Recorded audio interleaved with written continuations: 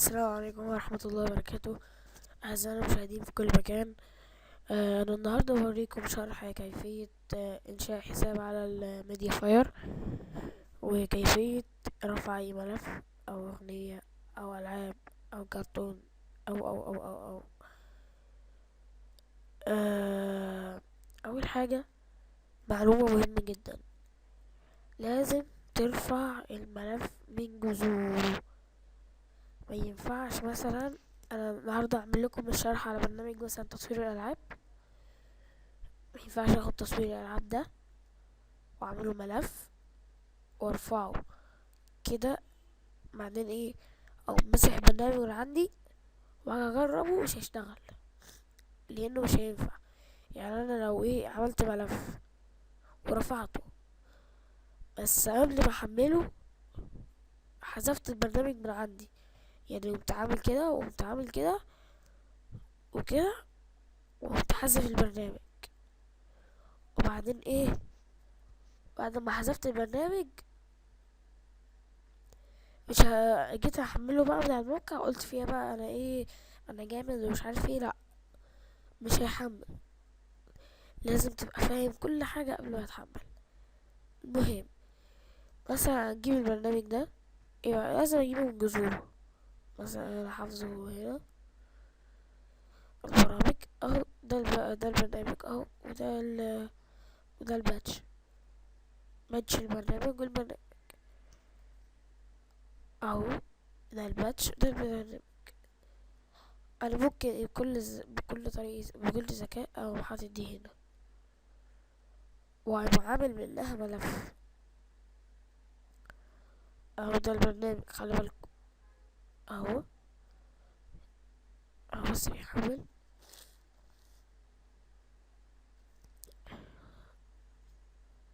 اهو. فين اهو، ده اللي انا عملته اهو.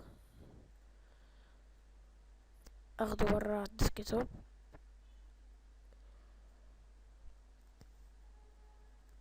امسح ده خالص اهو. عندنا البتاع، الملف المضغوط. إيه، امسح البرنامج بقى من عندي للتأكيد، يعني عشان تتأكدوا. امسح البرنامج اهو من عندي، بمسحه. هوقف تصوير بس عقبال ما رجعت لكم بعد ما مسحت البرنامج خالص اهو. البرنامج بقى خلاص بقى ملك ايدينا. هنفتح بقى، هوريكم كيفية انشاء حساب عشان ترفع البرنامج. خش على ميديا فاير.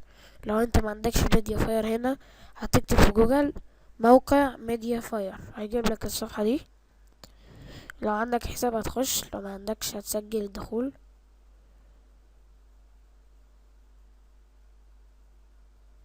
هتدوس على الايقونة اللي فيها فري، عشان ممكن يعني مثلا يغيروا الصورة دي، فما تتلخبطش تدوس على اللي هي فيها فري.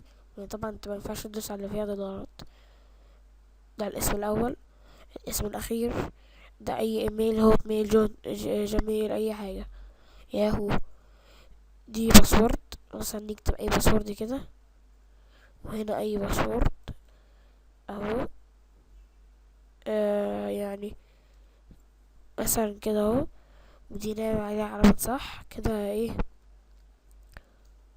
اه كده دي كلمة سر اهو، ودي نعمل عليها علامة صح ونكتب الكلمتين.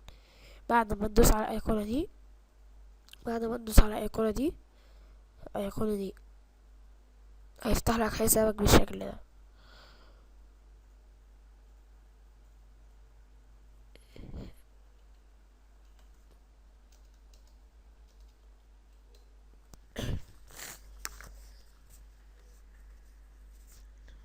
يفتح لك حسابك.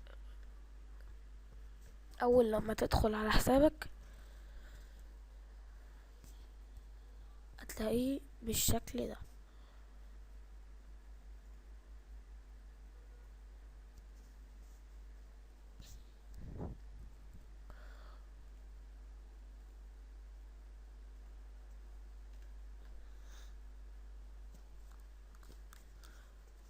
هتلاقيه بالشكل ده.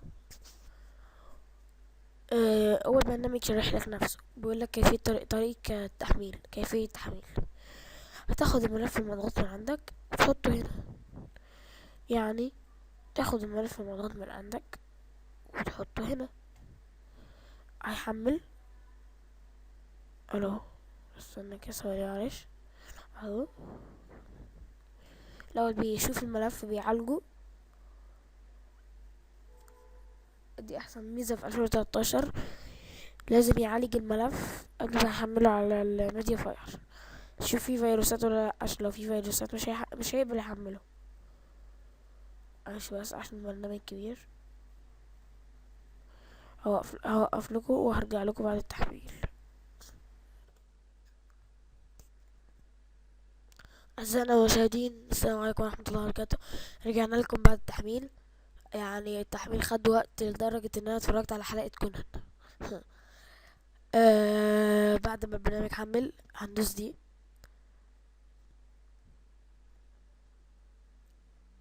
هنطفي ده خالص. ماشي البقاء في الزفاف.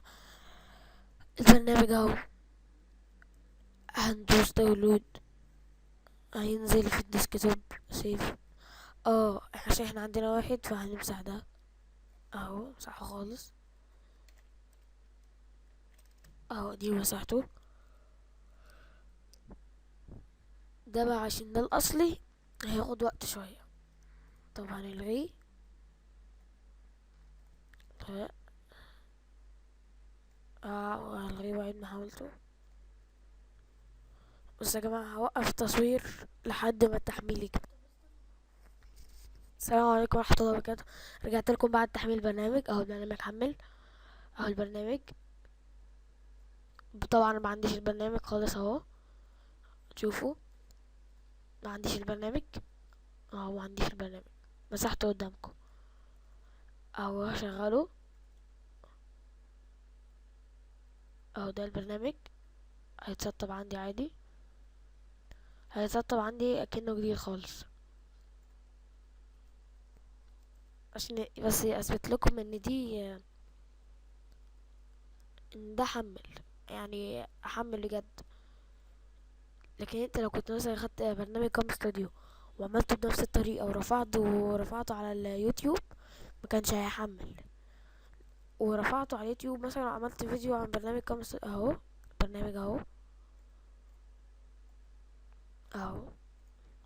بس ده مش مفعل. اروح افعله بقى. اخش اخد الباتش. طب نستخرج ده بالاول. اهو.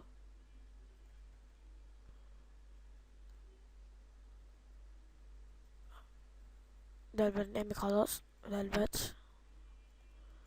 باتش. اخد الباتش قوي. وبعدين اروح هنا. همسح ده بقى. بعدين هالبسط. بعدين هشغله. هدوس دي. بعدين هقفل. هشغل برنامج. هلاقيه زي ما كان وكل حاجة زي ما هي. اتمنى من الله ان الشرح يكون وافي كافي ووافي. واتمنى يكون عجبكم.